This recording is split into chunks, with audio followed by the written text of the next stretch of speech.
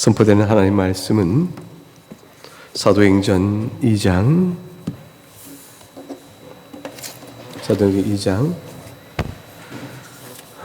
22절의 말씀입니다. 오늘 한 절만 보도록 하겠습니다.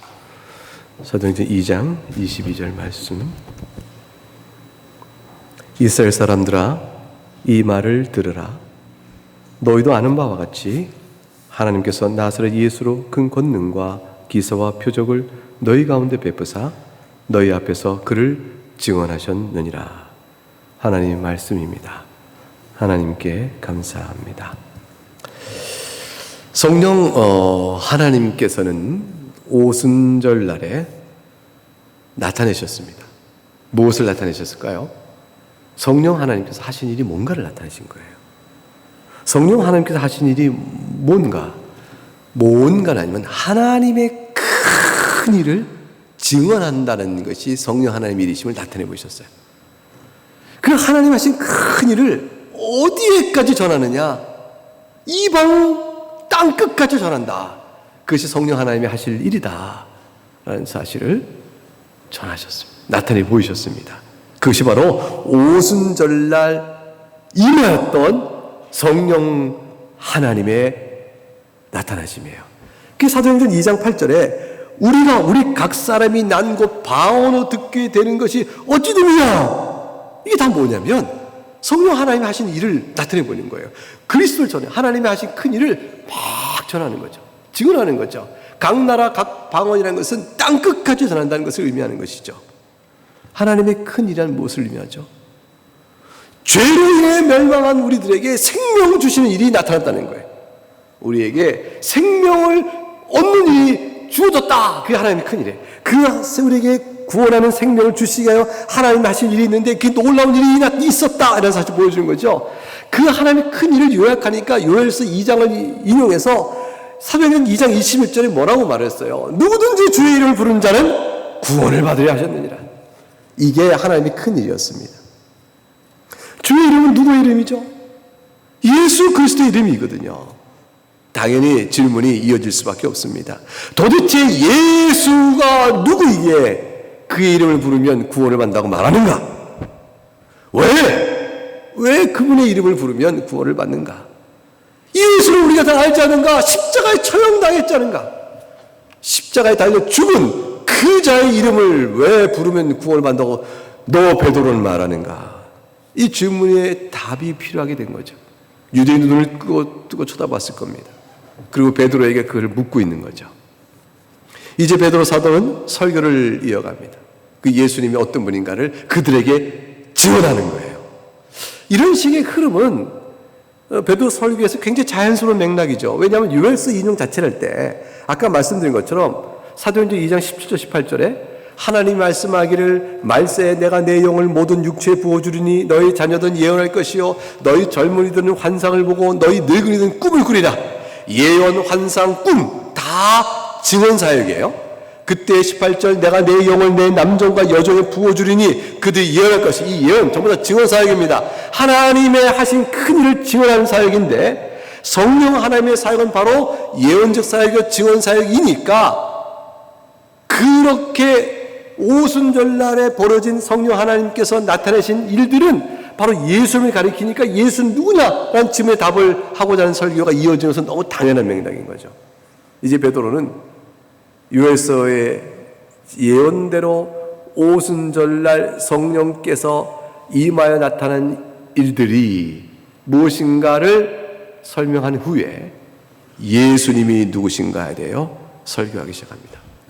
사실은 성령 사역은요, 하나님의 큰 일을 전하는 성령 사역은 예수님을 증언하고 예수님을 영화롭게 하는 사역이에요. 그게 성령님의 사역입니다. 요한복음 15장 26절에 예수님께서 이렇게 말씀하셨어요.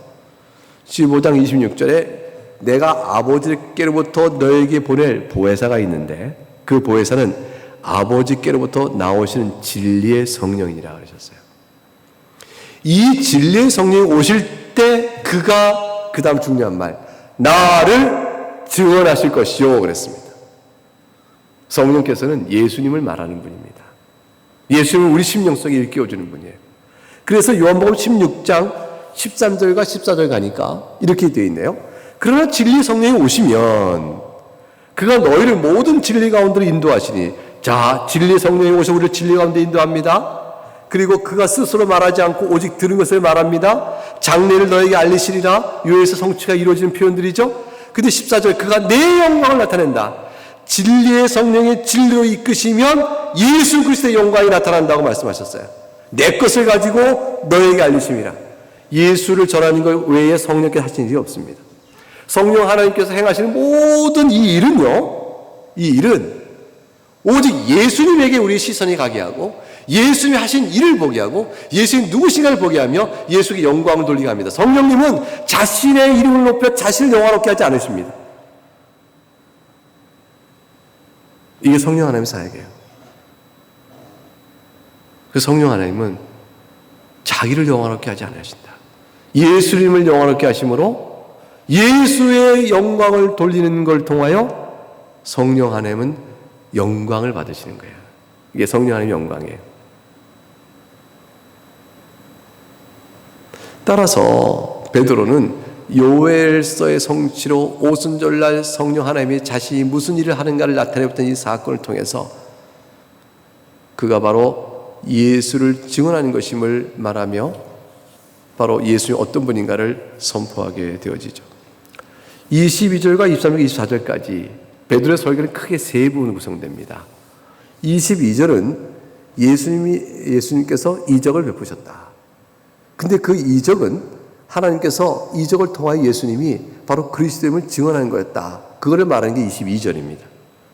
23절의 말씀은 그가 하나님께서 정하신 뜻과 미리 아신 대로 내준 바 되었거늘 너희가 법 없는 자들의 손을 빌려 못 박아 죽였으나, 이거 뭐냐면 너희가 십자가에 죽였다, 예수님을.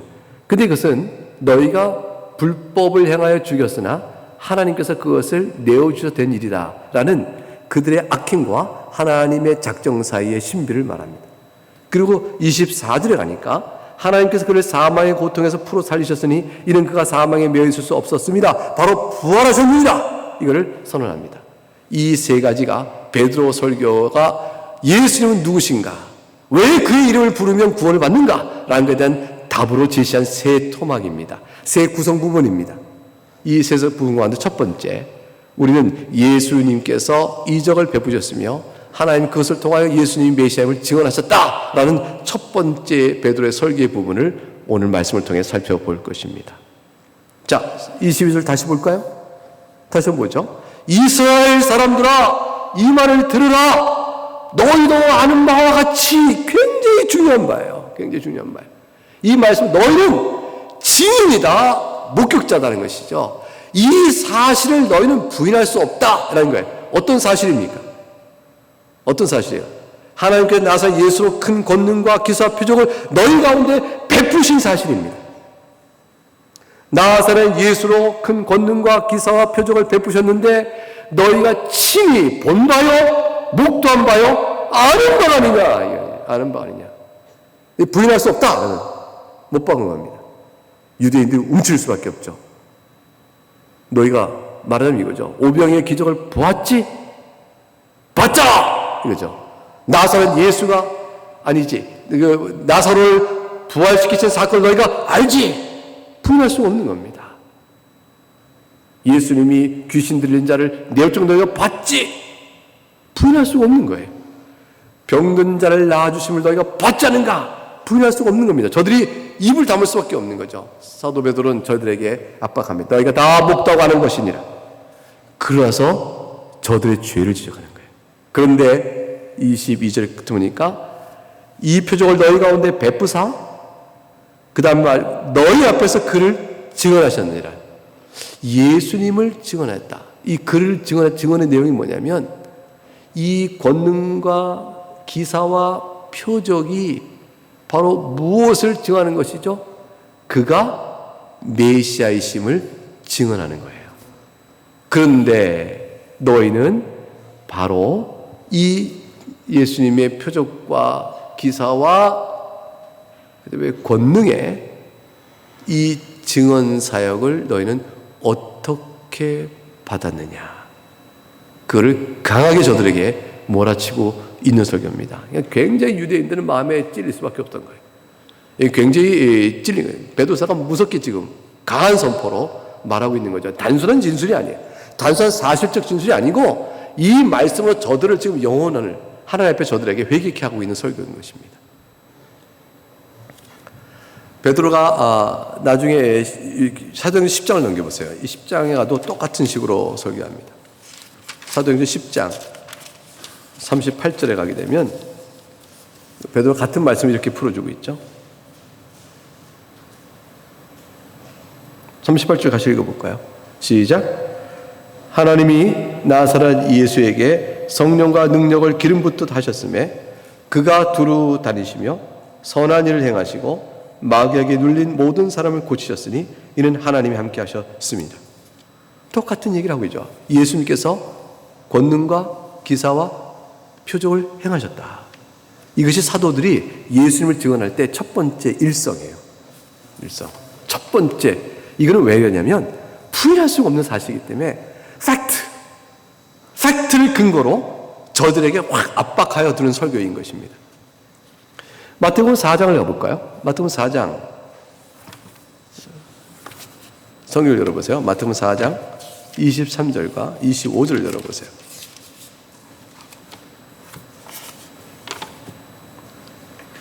성경 계속 증언합니다. 마태복음 4장 23절과 25절 같이 읽어보겠습니다. 시작. 그의 23절부터 시작. 예수께서 온 갈릴리에 두루 다니사 그들의 회당에서 가르치시며 천국 복음을 전파하시며 백성 중에 모든 병과 모든 약한 것을 고치시니 그의 소문이 온 수리아에 퍼진지라. 사람들이 모든 앓는 자 곧 각종 병에 걸려서 고통당하는 자 귀신 들린 자 간질한 자 중풍병자를 데려오니 그들을 고치시더라. 갈릴리와 데가볼리와 예루살렘과 유대와 요단강 건너편에서 수많은 무리가 따르니라. 이 다 증언자일 수밖에 없는 거예요. 사태를 부정할 수 없는 사람들의 목격자가 이렇게 많은 겁니다. 팩트거든요. 사실입니다. 사실이에요. 자, 그럼 뭐가 문제죠? 예수님께서 권능을 행하셨어요. 기사를 행하셨어요. 표적을 행하셨습니다. 팩트입니다. 그 문제는 뭐냐면 이 팩트, 이 사실이 도대체 무엇을 의미하는가? 그걸 바르게 해석해야 될 거 아니에요. 무엇을 의미하는가? 그것을 바르게 해석할 거 아니에요. 그것은 바로 예수님이 구원의 생명을 주시는 메시아이며 성경에 약속된 메시아라는 사실을 증언하는 것입니다. 이 증언의 의미를 바로 깨닫지 못하면 헛된 자들이죠. 누가복음 7장을 가볼까요? 누가복음 7장 16절에 가보게 되면 이 팩트가 무엇을 의미하는가를 저들도 알았습니다. 어렴풋이 알았습니다. 부인할 수 없는 압박감을 갖고 있었어요. 도대체 이게 무슨 어떤 일인가? 누가복음 7장 16절부터 23절까지 가볼까요? 누가복음 16장 17절, 누가복음 7장 16절 17절 두 절 읽어보겠습니다. 시작. 모든 사람이 두려워하며 하나님께 영광을 돌리르되 큰 선지자가 우리 가운데 일어나셨다 하고 또 하나님께서 자기 백성을 돌보셨다 하더라. 예수께 대한 이 소문이 온 유대와 사방에 퍼지니라. 이거는 부인할 수 없는 놀라운 사실이었고 그 의미를 해석함에 있어서 저들 사이에 암암리에 입을 전하면서 하나님이 큰 선지자를 보내셨어. 이거 놀라운 일이 벌어진 거야. 하나님께서 우리 백성을 돌보셨다고. 예수는 큰 선지자야. 아마 모세가 말했던 자기 뒤에 올 그 메시아가 바로 저분일지 모르겠다. 이렇게 생각하는 거죠. 그 메시아라는 얘기예요. 그래서 예수님이 행하신 일에 대한 메시아일 것이라는 압박을, 의미 해석을 압박받고 있었습니다. 그만큼 명료했던 겁니다. 예수님의 권능과 기사와 표적은 그만큼 저들이 믿지 않을지언정 이것은 메시아의 오심이 아닐까라고 그 행하신 일을 해석할 수밖에 없는 명백한 의미 부여가 있었던 거예요. 이제 미묘한 문제인 것이지 행하신 사실의 정확한 팩트와 그 팩트가 주는 의미의 명료성은 분명했던 겁니다. 분명했던 겁니다. 이 사실과 관련 의미를 해석함에 있어서 저들이 왜 믿지 않았을까요?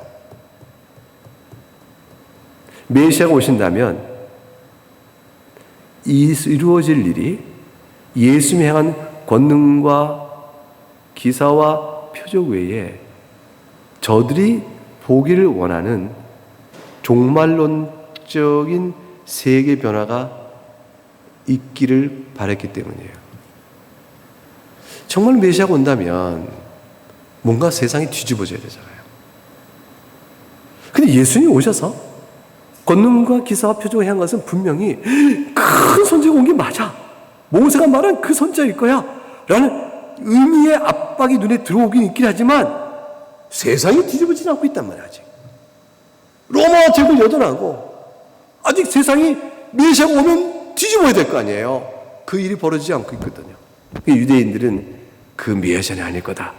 의미 부여에 있어서, 의미 해석에 있어서 주춤거리고 예수를 달리 보는 시각들이 있고 그렇게 됐던 거죠. 그리고 도리어 예수님이 유대 종교사회 질서를 무너뜨리고 예수님의 참된 오심, 그 권능과 기사와 표적이 가리키는 메시아됨의 의미가 무엇인가에 대한 올바른 의미로 내가 의인을 불러온 것이 아니라 죄인을 불러왔다는 이 복음적 사실을 저희들이 전혀 깨닫지 못한 채 예수님이 하나님 나라의 질서를 뒤집어 오히려 전복시키고 악을 행한다 하여 예수를 죽이는 데까지 나가는 일이 벌어지게 됩니다. 유대인과 제사장들과 서기관들이 세워놨던 종교 질서를 훼손하고 모세부터 받은 율법의 계명을 거짓된 것으로 바꾸는 자로 보이면서 결국 예수의 메시아됨의 의미를 저희들은 부정하게 되어집니다. 그 원인은 딱 한 가지예요. 예수님이 하신 권능과 기사와 표적이 무엇을 뜻하는가에 대한 의미의 결정적 요소를 못 봤기 때문이죠. 왜곡했기 때문이죠. 그 뭘까요? 죄사함으로 오는 메시아의 의미인 겁니다. 예수님이 권능을 행했으나 죽는 메시아의 오심의 의미를 보여주는 권능인 것을, 예수님이 기사를 행했으나 표적을 행했으나 그것이 다 죽으심으로 이루시는 영광의 메시아, 그거를 가르친 것을 못 봤기 때문에 그래요. 사람은 그래요. 예수님이 오셔서 권능을 행하면 권능의 왕국을 세워야 될 것으로 생각합니다. 예수님이 오셔서 기사와 표적을 행하니 권능의 왕을 세우는 말하는 거죠. 권능의 왕국은 후에 오셔서 이루실 마지막 시대의 권능이요, 지금은 은혜의 왕국 시대예요. 은혜의 왕국은 죄 사함을 위하여 친히 죽으시고 베푸시는 은혜인 것입니다. 그리고 저들이 권능과 기사와 표적을 잘못 해석한 것이죠. 잘못 해석하고 임의로 예수를 죽인 겁니다. 이 말은 세례 요한에게도 마찬가지로 적용됐어요. 세례 요한도 이제 예수 그리스도 오실 자를 미리 예배하는 자였던 세례 요한은 예수님이 오셨는데 예수님을 바라보면서 예수님 오셔서 이루실 일에 대한 메시아됨의 완성적 모습을 보기를 원했어요. 근데 예수님을 바라보는데 자기 기대했던 메시아로서 행하실 사역의 기대에 합당한 완성적 모습이 안 보이니까 세례 요한도 의문을 갖게 되어집니다. 세례 요한이 보고자 했던 메시아를 통해서의 완성적 모습은 유대인들이 메시아를 통해서 보고자 했던 완성적 모습과는 달라요. 세례 요한은 그것까지는 알고 있었어요. 뭐냐면 세례 요한은 죄사함의 놀라운 역사가 벌어져서 악인을 멸하고 의인으로 이루어지는 하나님 나라를 세울 것이라는 바라는 제도로 봤습니다. 근데 그의 기대는 예수님 재림 때 이루어질 종말을 초림 때 기대한다는 점에서 세례 요한도 예수님에 대하여 질문을 던지게 되어집니다.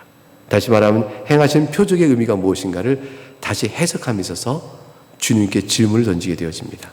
누가복음 7장 아까 봤던 누가복음 7장 24절 맥락을 가게 되면 이렇게 세례 요한이 제자들을 보내서 예수님께 질문을 던지게 되어집니다. 요한이 예수께 대한 소문이 온 유대와 사마리아에 두루 퍼지게 되어졌을 때 누가복음 7장이 아닙니다. 7장이 아니고 요 장수가 누가복음 7장 부분인 줄 알았는데 7장이 아니고 내가 내용을 설명해 드리겠어요. 지금 장절을 제가 잘못 적어놨습니다. 예수님께서 이제 소문이 유대에 다 얘기를 드리시기 바랍니다. 세례 요한이 제자들에게 이제 이 사실을 알리게 되어지죠. 요한의 제자들이 이제 예수님에 대해 하신 일들 쭉 알리게 되어지니까 요한이 그 제자들을 불러다가 주님께 보냅니다. 신부를 보냈죠. 가서 너는 물어봐라. 예수님께 물어봐라. 오실 이가 당신입니까? 아니면 우리가 다른 일을 기다려야 합니까? 이걸 물어보겠습니다. 왜 세례 요한은 제자들을 불러서 이것을 물어보게 했을까요? 그것은 마태복음 11장 7절 이하에 나오는 마태복음 11장 2절에 나오는 부분입니다. 마태복음 11장 2절에 요한이 옥에서 그리스도께서 하신 일을 듣고 제자들을 보냅니다. 그리고 예수께 물어보죠. 그 이가 당신이가 아니면 다른 일을 기다려야 합니까? 왜 이걸 질문했을까요? 질문하는 것이 뭐냐면 지금 방금 말씀드린 것처럼 예수님께서 메시아인 줄 요한은 기대하고 기다렸는데 예수님이 하신 일을 쭉 들었는데 하나가 빠진 거예요. 그게 뭐냐면 세례 요한은 예수님이 오신다면 지금 질병, 즉 다시 말하면 권능과 이적과 기사를 통하여 질병을 고치고 귀신을 내쫓고 죽은 자를 살려는 이 어마어마한 이 일도 어마어마하지만 이것과는 비교가 안 되는 훨씬 더 근본적인 은혜가 있기를 기대했습니다. 그게 뭘까요? 세상에 있는 모든 죄를 심판하시고 성령의 능력으로 사람을 돌이켜 회개케 하면서 하나님 나라의 영적으로 충만한 임재가 임할 것을 기다리는 기대치가 세례 요한에게 있었던 것이죠. 세례 요한은 그것을 위하여 준비된 사역자라고 외쳤던 거예요. 사실은 세례 요한이 말이죠. 이사야 40장 3절에 이렇게 얘기했잖아요. 외치는 자의 소리여 너희는 광야에서 여호와의 길을 예비하라. 사방에서 우리 하나님의 대로를 평탄케 하라. 이 이사야 40장 3절의 말씀을 그대로 갖고 와 세례 요한이 자신이 가르쳐 말했습니다. 나는 오실 그리스도가 아니요 메시아가 아니요 나는 광야에서 외치는 자의 소리일 뿐입니다. 이렇게 세례 요한이 말했어요. 자신이 그렇게 외치는 자의 소리일 뿐이라고 말했다는 것은 네 뒤에 오시는 그 이가 오실 때 이룰 그 사역에 대한 기대를 갖고 있었다는 거예요. 자, 그러면 세례 요한이 이사야 40장 3절에서 자신이 여호와의 길을 예비하고 하나님들을 평탁케 할 광야에서 외치는 자의 소리에 불과하다고 말했을 때 세례 요한은 자신을 누구를 기대하고 있었을까? 그 이사야 40장 1절과 2절에 나와요.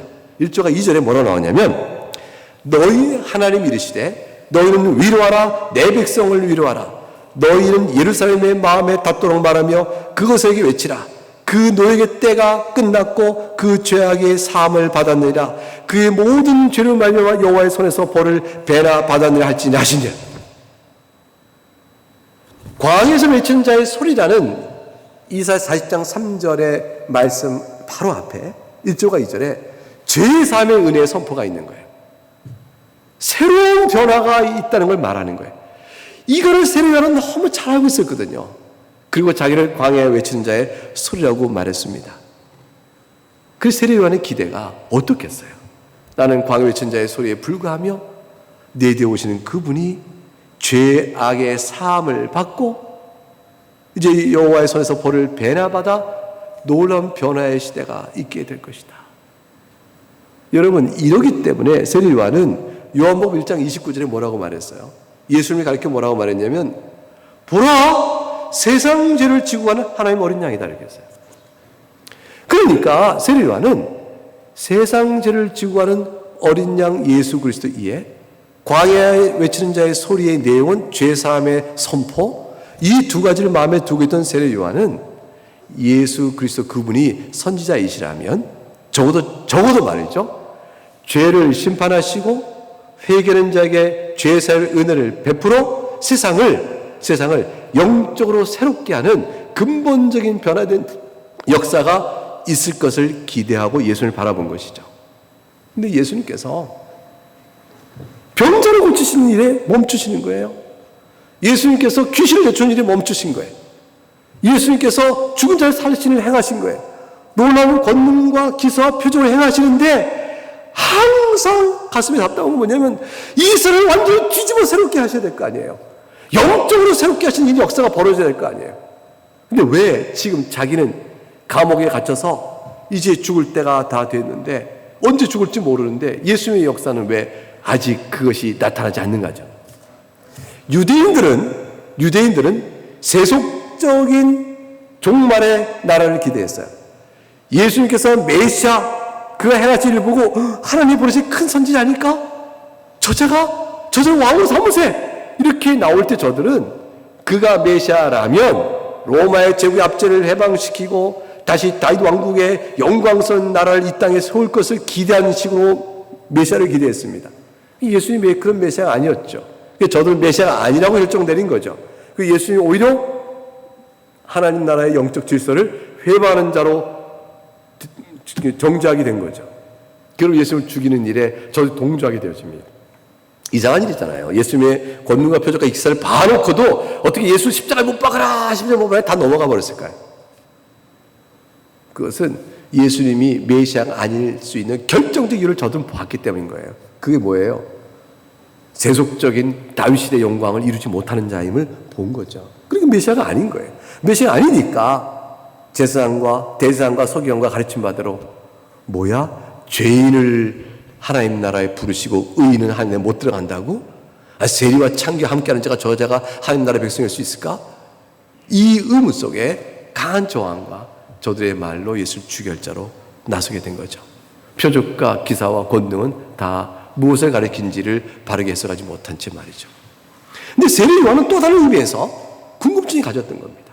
권능과 기사와 표적이 분명히 메시아이심을 보여주는 것이라면 내가 믿고 이미 나를 광야에 외친 자의 소리로 내 사역을 말했던 것처럼 죄사함의 은혜요 용서의 선언이 되어지면서 모든 악한 세력을 심판하고 영적으로 새롭게 되어진 나라를 세우실 것을 주님은 메시아이심은 이루어야 하는데 어찌 예수 그리스도에서 그 사역이 제대로 이루어지지 않는 것인가?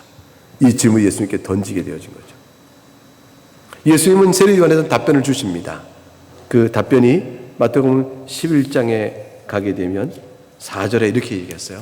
마태복음 11장 4절에 예수께서 대답하여 이르시되 너희는 가서 듣고 보는 것을 요한에게 알리라 하시고 말이죠. 6절에 이르기를 이렇게 말합니다. 맹인이 보며 못 걷는 사람이 걸으며 나병 환자 깨끗함을 받으며 못 듣는 자가 들으며 죽은 자가 살아나며 가난한 자에게 복음이 전파된다라. 이거를 전하는 거예요. 세례 요한은 이 말씀을 다 알고 있었어요. 이거 알고 있으면서 물어본 질문은 뭐냐면 어찌하여 죄의 사함과 영적으로 악인을 심판하는 그러한 하나님 나라가 임하지 않습니까? 라고 묻고 있는 건데 예수님은 자신이 한 사역을 다시 쭉 나열하시며 세례 요한에게 답이라고 주신 거예요. 이게 어떻게 답이 될까요? 그러니까 예수님께서 6절에 누구든지 나로 말미암아 실족하지 않는 자는 복이 있도다. 이것이 답이라는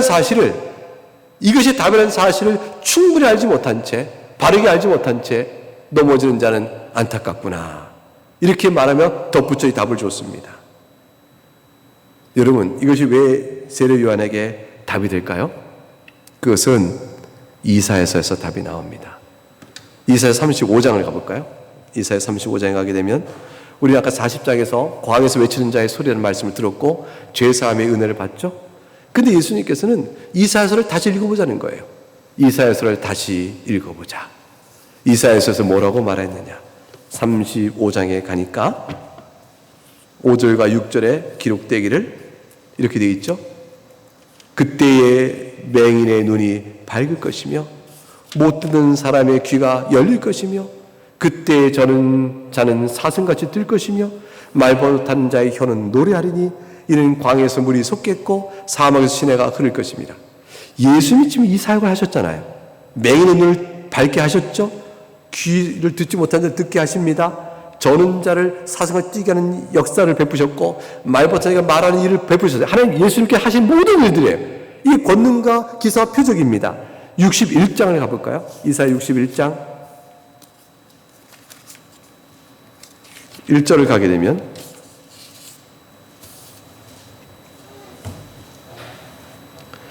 가보면 같이 읽어볼까요? 61장 1절 시작. 주 여호와의 영이 내게 내리셨으니 이는 여호와께서 내게 기름을 부으사 가난한 자에게 아름다운 소식을 전하게 하려 하심이라. 나를 보내사 마음이 상한 자를 고치며 포로된 자에게 자유를 갇힌 자에게 노임을 선포하며. 이 말씀도 기억나게 하는 겁니다. 자, 그리고 이 말씀과 관련하여 지금 예수님은 세례요한에게 이 말씀 너희가 알지 않느냐? 이렇게 묻는 것과 똑같은 거예요. 자, 내가 행한 모든 권능과 기사와 표적은 이사야 35장의 성취요 61장의 내용도 성취가 되느니라. 근데 61장의 이 1절의 내용을 연결시켜 보거라. 내가 이 권능을 35장의 권능을 행했으면 61장의 내용도 이루어지는 것인데 61장의 내용, 즉 마음 상한 자, 포로된 자를 고치고 자유를 주고 갇힌 자에게 노임을 선포한다는 게 무슨 뜻이지? 2절에 보니까 어떻게 돼요? 2절에 보니까 여호와의 은혜의 해와 우리 하나님의 보복의 날 선포하여 모든 슬픈 자를 위로하시며. 예수님께서 자신의 사역을 행하시면 이 말씀을 읽으셨어요. 은혜의 해가 선포되어진다. 이 은혜의 해는 바로 뭐를 통해서 이루어지는 것이죠? 궁극적으로 이사야 53장을 가야 됩니다. 이사야 53장에 가게 되면 4절과 6절 말씀에 그 말씀이 요약적으로 제시되어지죠. 4절과 6절 죄사함을 위하여 어린 양의 순환의 죽음입니다. 이 모든 내용을 연결시켜 한다는 것이죠. 이사야 53장 4절과 6절에 같이 읽어봐요. 4절부터 6절까지 시작. 그는 실로 우리의 질고를 지고 우리의 슬픔을 당하였거늘 우리는 생각하기를 그는 징벌을 받아 하나님께 맞으며 고난을 당한다 하였노라.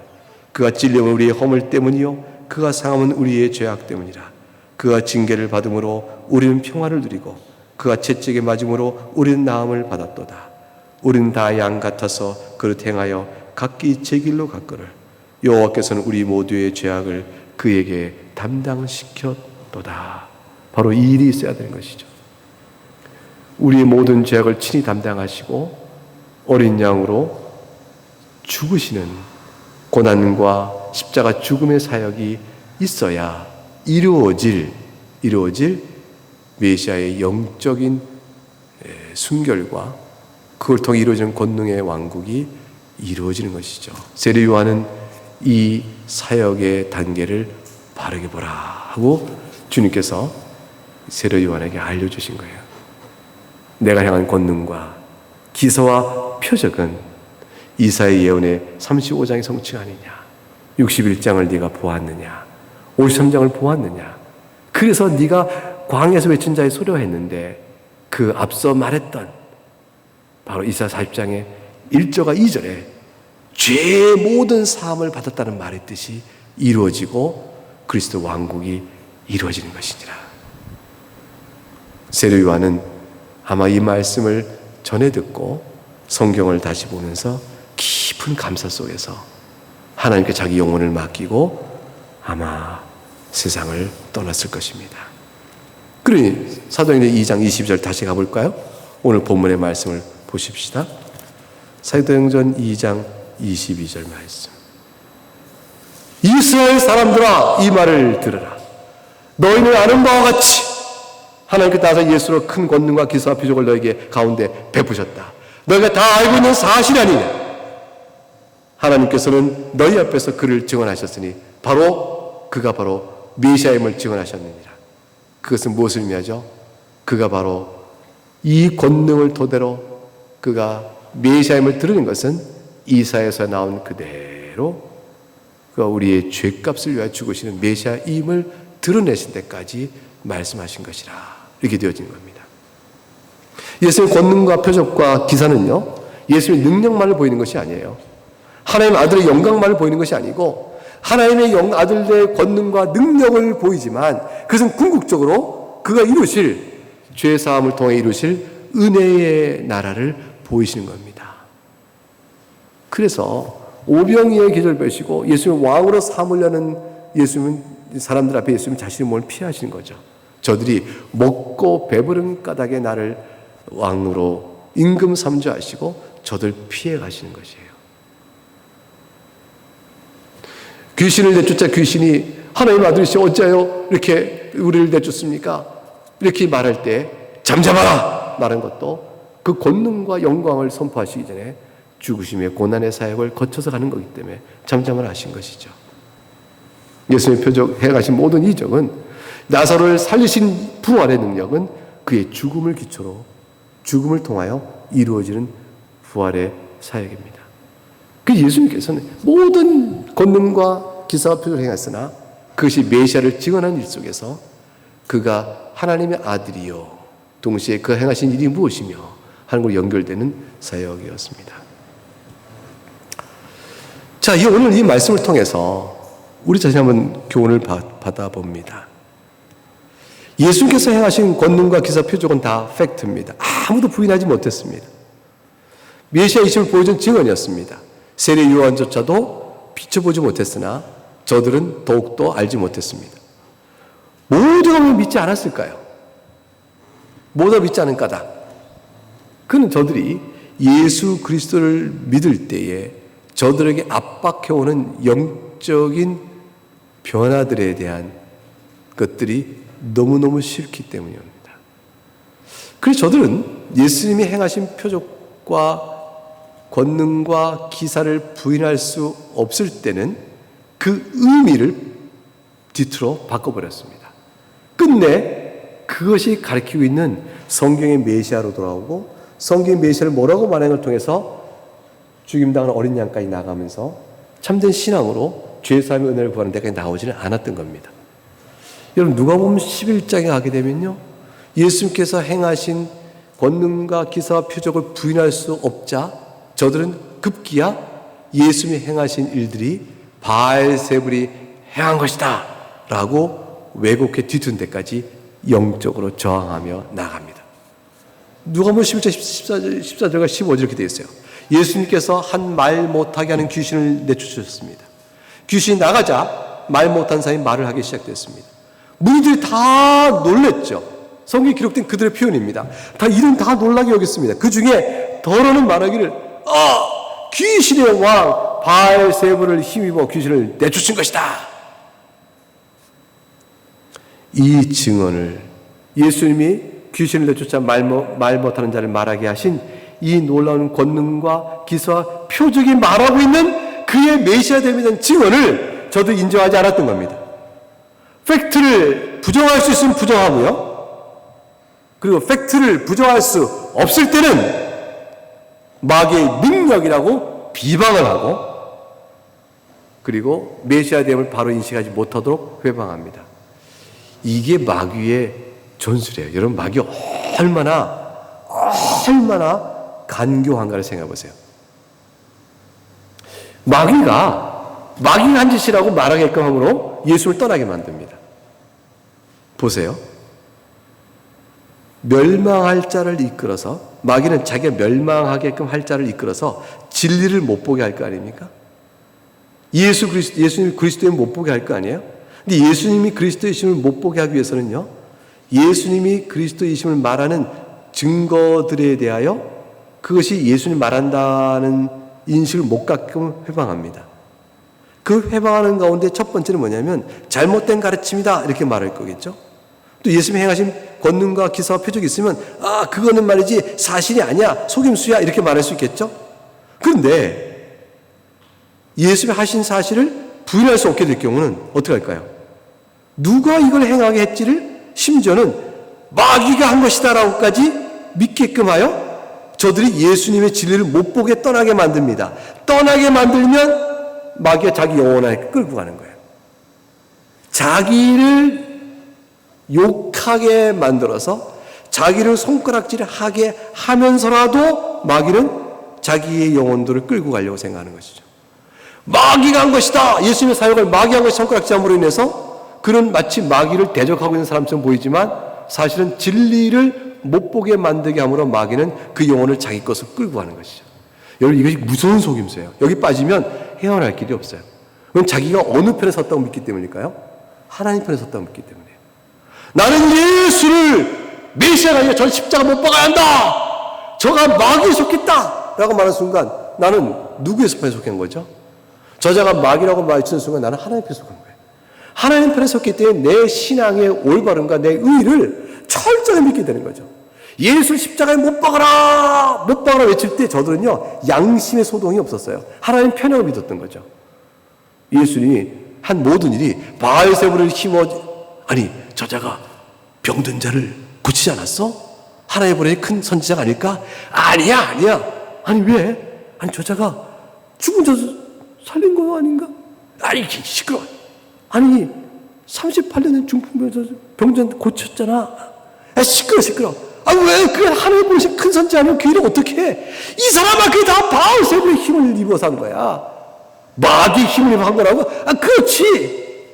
그런가? 그러니까 죄인을 부르러 왔다고 하잖아. 의인을 부르는 게 아니고. 아니, 그런 법이 어딨나? 하나님 보시자 그럴 수 있겠나? 그렇구만. 제 바알세불에 붙드는 자야. 마귀에 속했다고 그렇게 말함으로 인해서 다 속아 넘어간 거죠. 예수를 십자가에 죽여야겠다. 그들은 하나님 편에 서서 외친 거예요. 여기에 얼마나 미혹의 영이 가득 차버려요. 마귀는 마귀의 힘에 이끌렸다는 말까지 하면서 비판한 그 비방을 감수합니다. 뭐만 하면 되는 거예요? 예수께 못 나가게 하면 되는 거니까. 예수께 못 나가게 하면 되는 거니까. 그래서 하나님 편에 있다고 짐짓 믿게끔 미혹하게 합니다. 마귀는 그걸 감수해요. 그러니 거기에 빠지는 순간 자신이 마귀 편에 들어있다는 것을 못 보게 되니까 그 영혼이 살 길이 참 어렵죠. 마귀는 그렇게 속이는 거라니까요. 마귀가 내 편인 것처럼 옳은 일을 하는 것처럼 품고 나가게 합니다. 그러나 근본적으로 생각하게 되면, 영적으로 생각하게 되면 그 마귀의 속임에도 미혹당하지 않은 사람들이 있죠. 왜 그러냐면 의미를 바로 보는 사람들이 있는 겁니다. 예수님의 행하신 모든 권능과 표적과 기사가 뭘 이면지 바로 본 사람들이 있는 거죠. 하나님 나라를 기다렸던 사람들은 바로 보게 되어집니다. 그러나서 예수 앞에 무릎 꿇고 죄 용서 받는 자들이 나오게 되어집니다. 예수님이 행하신 이 권능과 기사와 표적의 의미를 바라보고 하나님 보내신 일이다. 이건 바알세불의 힘이 아니다. 그럴 수가 없다. 바알세불이 했다고 많은 사람들이 막 대중적으로 예수님을 비방해도 아니야, 그럴 수가 없어. 그 바알세불이 이런 일을 우리 가운데 주는 일이 있는가? 마귀가 우리 가운데 선한 일을 행한 적이 있는가? 마귀는 귀신을 들게 하지 귀신을 내쫓게 하는 일이 있을 수가 없는 거지. 아니야, 그럴 수가 없어. 예수님 말씀하셨잖아요. 귀신을 내쫓으면 저들도 저희 나라가 어떻게 서겠느냐 그랬었어요. 이게 이치에 맞는 일이거든요. 그러니까 사람들이 생각하는 겁니다. 조금만 인식 있는 사람은 생각할 수 있는 거죠. 아니야, 그럴 수가 없어. 바알이 했다면 어떻게 귀신을 내쫓아? 그러면 자기 나라 왕국이 어떻게 세워져?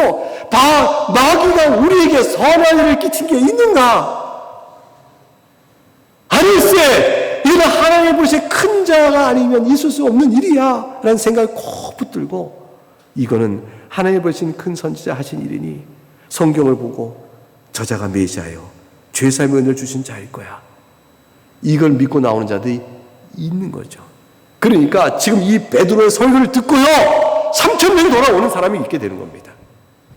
하나님께서는 영혼을 살리신 일들 그대로 버려두지 아니하시고 붙들어 주십니다. 저들이 믿지 않는 자들은 왜 바알세불이 한 거를 믿어버릴까요? 왜 그렇게 믿어버릴까요? 예수를 믿는 순간 그들이 자기들 모든 종교적 권력과 종교 질서와 왜곡된 가르침들 다 내려놔야 되는 거죠. 대제사장이 예수님 앞에 무릎을 꿇어야 될 거 아니겠어요? 대제사장이 예수님 무릎 꿇고, 서기관이 예수님 앞에 무릎 꿇고, 모든 자가 주님 앞에 무릎 꿇어야 될 거 아니겠습니까? 무릎 꿇음이 결코 용납될 수 없는 거였죠. 지금도 마찬가지입니다. 지금도 예수를 믿으면 어떤 변화를 그들이 살아야 하는지 압니다. 지금까지 살던 바를 완전히 바꿔야 하는 것입니다. 이것이 바로 회개가 요구하는 것이죠. 사람들은 회개하기를 원치 않습니다. 거부합니다. 부인합니다. 자기들이 그대로 살다가 멸망에 빠지는 쪽으로 내달아갑니다. 미혹의 깊이가 얼마나 뿌리 깊은지 모릅니다. 영혼이 부패해 있기 때문에 결국은 저들은 돌이키는 은혜를 갖지 못합니다. 예수 앞에 산다는 것의 행복과 즐거움과 그 고귀함을 알지 못하는 거죠. 그러니까 뭐냐면 육체의 소욕대로 마음대로 하는 것이 자유라고 생각하는 자들은 그 육체의 욕망대로 살기를 거부하기를 원치 않은 거죠. 이제 예수 안에 있는 사람은 성령의 이끄심도 사는 것이 기쁨이요 참된 자유요 그 가운데서 행복을 갖습니다. 성령 안에 따라 사는 것, 이것이 바로 우리의 참 자유인 줄 우리는 믿는데 예수를 믿기를 거부하는 자는 그것을 거절합니다. 오늘 본문에서 베드로 사도는 저들을 크게 책망하고 있는 것이죠. 정죄하고 있는 것이죠. 너희가 하나님께서는 권능과 기사와 표적으로 너희 가운데서 그가 바로 메시아임을 증언하셨는데 너희는 그를 버렸다. 이것이 오늘의 선포된 메시지의 초점입니다. 이 말씀 우리에게 다가오는 은혜는 얼마나 큰가요? 우리는 그 예수를 믿나이다. 그리스도 안에 있게 됨을 깊이 감사하시면서 하나님께 영광 돌리며 살아가는 여러분 될 수 있기를 주의 이름으로 축복합니다.